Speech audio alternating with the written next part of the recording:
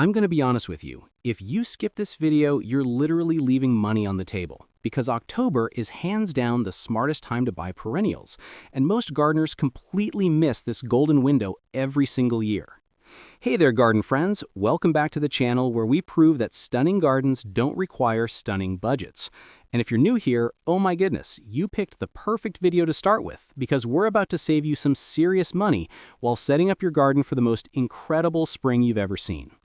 All right, grab your notepad, maybe a cup of coffee, and let's talk about why October might just be the most underrated month in the entire gardening calendar. Because what I'm sharing with you today isn't just going to save you money, it's going to completely change how you think about planting perennials. Let's get into it. Perennial number 1, coral bells or euchera. Let me start with a plant that honestly should be in every single garden, and that's coral bells, also called euchera. Now, if you've never grown these before, you're in for such a treat. These are those gorgeous foliage plants that come in the most stunning colors. We're talking deep plums, bright limes, peachy corals, even near blacks. Here's why October is your golden ticket for these beauties. Coral bells are being cleared out right now at most nurseries because they're not showy bloomers in fall. Everyone walks right past them looking for chrysanthemums and asters. But here's what those people don't know. Euchera planted in October establishes roots like an absolute champion through fall and winter. Come spring, while everyone else is buying stressed-out coral bells that just came from a greenhouse, yours are already settled in, happy, and ready to explode with growth. The foliage on these plants is evergreen in many climates, which means you get year-round interest. They work beautifully in shade, which solves that constant problem we all have with those tricky dark spots in the garden. You can find these right now for anywhere between $8 to $15, and in spring, those same varieties will cost you $20 to $30 easily. Bonus tip, plant them in odd-numbered groups of 3 or 5 for maximum impact. Mix your colors too. Put a dark purple variety next to a lime green one, and watch how they make each other pop. When you plant them this month, add a handful of compost to the planting hole. And if you live in a colder zone, mulch around them after the ground freezes to prevent that freeze-thaw cycle that can heave them right out of the ground. Perennial number 2, Russian sage. And can we just talk about how criminally underused this plant is? This is one of those perennials that gives you so much bang for your buck, it's almost ridiculous. Russian sage has these beautiful silvery gray stems with tiny purple-blue flowers that bloom from summer straight through fall. And the best part? It's basically indestructible. October is actually the ideal time to plant Russian sage because it's a Mediterranean-type plant. It loves going into the ground when things are cooling down. Here's why you need this in your garden. First off, it's drought-tolerant once established. Second, deer and rabbits won't touch it. Third, it grows 3 to 4 feet tall and wide, which means one plant gives you major presence in the garden. The texture is what really gets me, though. Those fine, airy stems and small flowers create this gorgeous, hazy effect in the landscape. It's like having a purple cloud floating in your garden beds. Right now you can grab Russian sage for around $12 to $18 at most nurseries. Bonus tip, make sure it's in full sun and well-drained soil. This plant will rot in heavy, wet soil faster than you can say perennial. If your soil is clay-heavy, amend the planting hole with some sand or fine gravel. In late winter, cut your Russian sage back to about 6 inches from the ground. Wait until late winter, not fall. This gives the plant structure through winter and protects the crown from harsh weather. And here's a secret, don't fertilize it. Lean soil actually keeps it more compact and sturdy. Perennial number 4, coneflowers or echinacea. All right, let's talk about coneflowers, also known as echinacea, and why October is actually the secret best time to buy them. Those spring-bought coneflowers often struggle because they're going from a controlled greenhouse environment straight into your hot, sunny garden. Transplant shock is real. October-planted coneflowers, completely different story. The weather is cool, the soil is still warm, and these plants root in without any stress whatsoever. They go dormant for winter, and when spring arrives, they wake up established and ready to grow. Coneflowers are native prairie plants, which means they're tough as nails once established. They handle heat, drought, poor soil, and they bloom for months with those big daisy-like flowers that pollinators absolutely go crazy for.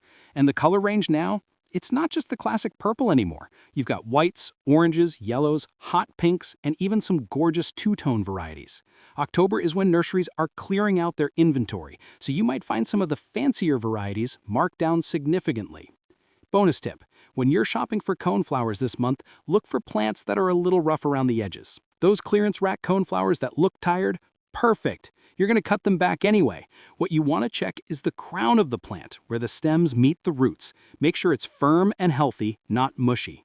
Plant your coneflowers in full sun and well-drained soil, and don't baby them. No fertilizer, minimal water once established. Leave the seed heads standing in fall and winter because goldfinches will perch on them and eat the seeds. Hey, quick pause here. If you're finding this helpful and you can already feel your garden getting better without spending a fortune, do me a huge favor. Smash that like button because it tells YouTube to share this video with more budget-conscious gardeners just like you. And drop a comment below telling me which of these perennials you're most excited to grab at your nursery. I read every single comment and I love hearing from you all. Okay, let's keep going because we're just getting started. Perennial number 5. Black-eyed Susans or Rudbeckia. Let's keep this native plant momentum going with black-eyed Susans, also called Rudbeckia. If you want a perennial that's going to fill your garden with bright, cheerful color and multiply generously without becoming a nuisance, this is your plant. Black-eyed Susans are those classic golden yellow flowers with the dark brown centers that just scream late summer and fall. They're blooming right now, which means you can see exactly what you're getting at the nursery. And talk about easygoing. These plants tolerate almost any soil, handle drought like champions once established, and they reseed gently to fill in gaps without taking over your entire garden. The October advantage here is huge. Black-eyed Susans planted now establish deep roots over fall and winter. Come spring, they're ready to put on a show, while spring-planted ones are still trying to settle in. And the price? Most nurseries are practically giving these away in October because people don't think about planting when things are winding down. You can usually score these for $6 to $10 a plant. Bonus tip, black-eyed Susans prefer full sun, but they'll tolerate part shade. They just won't bloom quite as heavily. When you plant them, space them about 18 inches apart because they will fill in. Don't cut them back in fall. Those seed heads feed winter birds, and honestly, they look beautiful covered in frost. In early spring, just trim off the old stems to make room for new growth. If your black-eyed Susans are getting too enthusiastic and spreading where you don't want them, just pull out the unwanted seedlings in spring when they're small. It takes 2 seconds and keeps everything under control. Perennial number 6, hostas. Now let's talk about hostas, and I can already hear some of you saying, but hostas are everywhere. What's special about October? Here's what's special. Hostas are being clearanced out hard right now because their foliage is dying back for winter. They look rough. Most people walk right past them, but you're not most people. Hostas are the ultimate shade perennial. They come in every size imaginable, from tiny 4-inch varieties to massive 4-foot-wide clumps. The foliage ranges from solid greens and blues to variegated patterns with white, cream, or yellow. And here's the beauty of October hosta shopping. You can find premium varieties, the ones that cost $40 to $50 in spring, marked down to $10 or $15 right now just because they look tired. Fall is actually the best time to divide and plant hostas. The roots establish beautifully in cool weather, and come spring, they emerge fuller and happier than spring-planted hostas. And you avoid that ugly period in summer where newly planted hostas can struggle with heat stress. Bonus tip. When you're picking out hostas in October, ignore what the foliage looks like. Check the pot for the variety name and look it up on your phone to see what it'll look like at its peak. That sad-looking clump might be a showstopper variety. When you plant hostas, amend your soil with lots of compost. They love rich, moist soil. And here's something nobody tells you. Hostas actually benefit from being divided every 4 to 5 years. It rejuvenates them and gives you free plants to spread around your garden or share with friends. Just dig up the clump in fall, use a sharp spade to cut it into sections and replant. Each section becomes a new hosta. Perennial number 7. Daylilies or Hemerocallis? Okay, daylilies might seem like an obvious choice, but hear me out on the October timing because this is where it gets good. Daylilies planted in fall have a massive advantage over spring-planted ones. They establish roots all through fall and winter, which means come spring, they're ready to bloom their first year. Spring-planted daylilies often skip blooming the first year because they're too busy trying to get settled. Daylilies are nearly impossible to kill. They handle poor soil, drought, neglect, and they still bloom like crazy. Each flower only lasts 1 day, that's where the name comes from, but each stem produces so many buds that you get weeks of continuous color. And the variety available now? We're talking about thousands of cultivars in every color except true blue. October is prime time for daylily deals because most have finished blooming and they look pretty unimpressive sitting there in their pots with dried up stems. But those roots are alive and ready to grow. You can find these for $8 to $15 right now, sometimes even less on clearance. Bonus tip. Daylilies aren't picky, but they do best in full sun with at least 6 hours of direct light.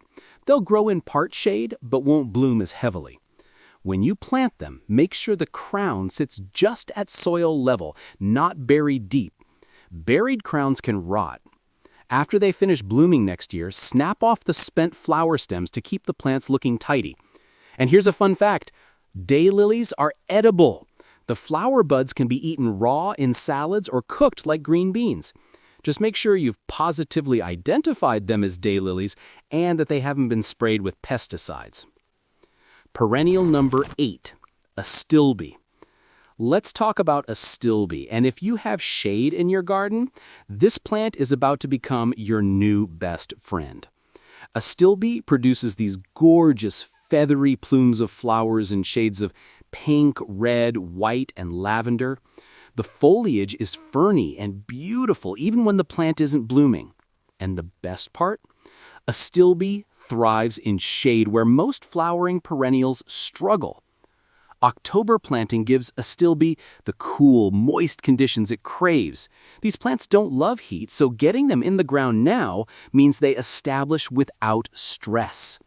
Come spring, they'll be ready to put out those spectacular flower plumes that make everyone stop and ask what that gorgeous plant is. Most nurseries are clearing out Astilbe right now because the flowers are long gone and the foliage is starting to decline for winter, but those rhizomes underground are perfect and ready to grow. You can usually find a sticker marked down to $10 to $15 in October, sometimes even less on clearance. Bonus tip. Astilbe needs consistent moisture and rich soil to really thrive. When you plant it, work in plenty of compost and mulch heavily to retain moisture. These plants will survive drought, but they won't look their best. They'll get crispy and sad. In spring, as new growth emerges, give them a balanced fertilizer to support all those flower plumes. Don't cut back the spent flowers right away after they bloom. The dried plumes actually look beautiful in the garden through summer and into fall. Cut everything back in late fall or early spring. And if your Astilbe stops blooming well after a few years, it needs dividing.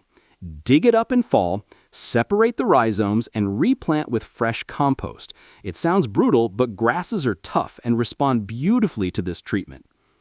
Perennial number 9, salvia or perennial sage. Now let's talk about perennial salvia, not the annual red salvia you see everywhere, but the perennial types that come back year after year. These plants are absolute pollinator magnets with their tubular flowers that bloom for months. Varieties like May Night Salvia have deep purple-blue flowers that are just stunning. Salvia is another Mediterranean plant that loves going into the ground in fall. The cool weather is perfect for root establishment, and these plants are so tough once settled that you'll wonder why you ever bothered with fussy perennials. They're drought-tolerant, deer-resistant, and they bloom from late spring through fall if you deadhead them. October is when you'll find perennial salvias on clearance because they've been blooming all summer and they look a little worn out.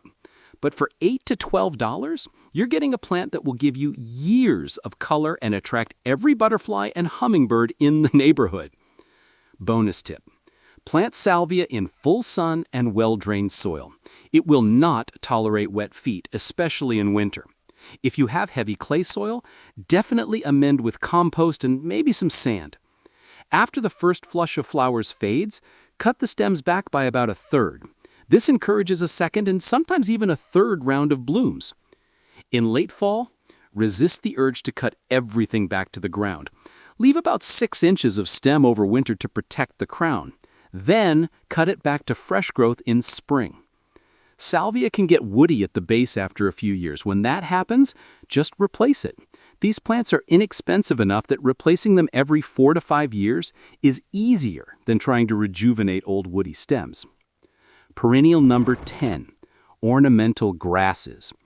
Okay, last but definitely not least, we need to talk about ornamental grasses because October might be the absolute best time to buy these. Ornamental grasses are at their peak beauty right now. The seed heads are out, the foliage is showing off those gorgeous fall colors, and you can see exactly what you're getting in terms of size and texture.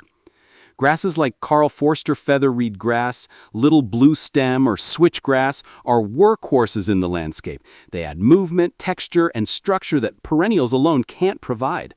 They're drought-tolerant once established, deer-resistant, and they look stunning all winter long covered in frost and snow. Fall planting is ideal for ornamental grasses. They establish quickly in cool weather, and because they're sold in full display right now, you're not guessing what they'll look like. You can see the height, the seed head color, everything. And prices? Many grasses are marked down in October to $15 to $20 when they'd be $30 plus in spring. Bonus tip. When you plant ornamental grasses, give them plenty of space. They look small in the pot, but many varieties get 3 to 5 feet wide at maturity. Don't cut them back in fall. The winter interest is half the reason to grow them. Wait till late winter or early spring, then cut them back to about 4 inches from the ground.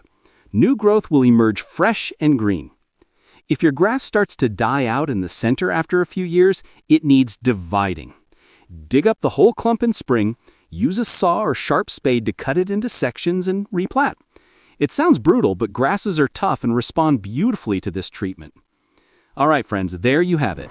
10 incredible perennials that you can grab at your nursery right now in October. Save a ton of money and set yourself up for the most gorgeous garden next spring and beyond. And here's the thing.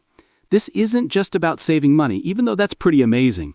It's about shopping smarter, understanding how plants work, and giving yourself every advantage as a gardener. Before you go, make sure you subscribe to this channel because we've got so much more budget-friendly gardening content coming your way. Hit that notification bell so you don't miss a single video.